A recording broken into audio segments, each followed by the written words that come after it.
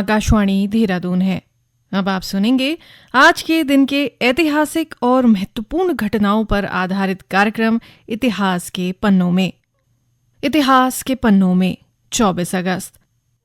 श्रोताओं, आज का दिन 24 अगस्त भारत के महान स्वतंत्रता सेनानी राजगुरु की जयंती के रूप में मनाया जाता है।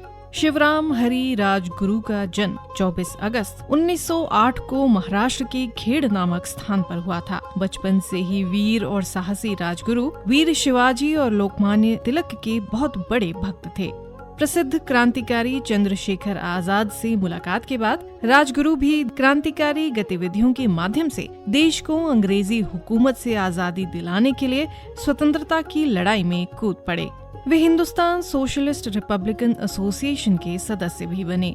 राजगुरु 1928 में लाहौर में साइमन कमीशन के विरोध में प्रदर्शन के दौरान पुलिस के लाठी चार्ज में लगी गंभीर चोटों के कारण हुई लाला लाजपत राय की मौत का बदला लेने के लिए ब्रिटिश अधिकारी जेपी सॉन्डर्स की हत्या में भूमिका के लिए जाने जाते हैं। इसके बाद उन्हें उनके साथियों भगत सिंह और सुखदेव के साथ 23 मार्च 1931 को फांसी दे दी गई थी।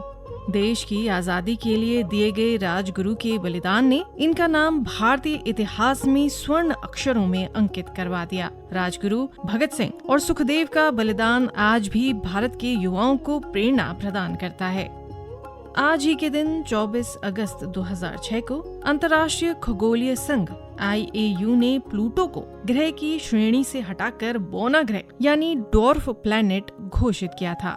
अपनी खोज 1930 से तब तक प्लूटो को सौर मंडल का 9वां और सबसे बाहरी ग्रह माना जाता था। 2006 में प्राग में अंतर्राष्ट्रीय खगोलीय संघ की एक बैठक में प्लूटो की अवनति कर उसे बौने ग्रह के रूप में पुनः वर्गीकृत किया गया। ऐसा इसलिए हुआ क्योंकि IAU ने ग्रह होने के लिए 3 मानक तय किए। पहला ग्रह वह है जो सूर्य की परिक्रमा करता है। दूसरा ग्रह वह है जिसका आकार इतना बड़ा हो कि अपनी ग्रेविटी के कारण वह गोलाकार हो जाए। तीसरा उसका अपना ऑर्बिट हो और उसे उस पथ पर प्रमुख खगोलीय पिंड होना चाहिए। प्लूटो इस तीसरे मापदंड पर खरा नहीं उतरा क्योंकि वह कुइपर बेल्ट के कई अन्य पिंडों के साथ अपनी कक्षा साझा करता था। यदा कदा इसे दोबारा सौरमंडल के ग्रहों में शामिल करने की मांग उठती रहती है, लेकिन अब तक उस पर सुनवाई नहीं हुई है।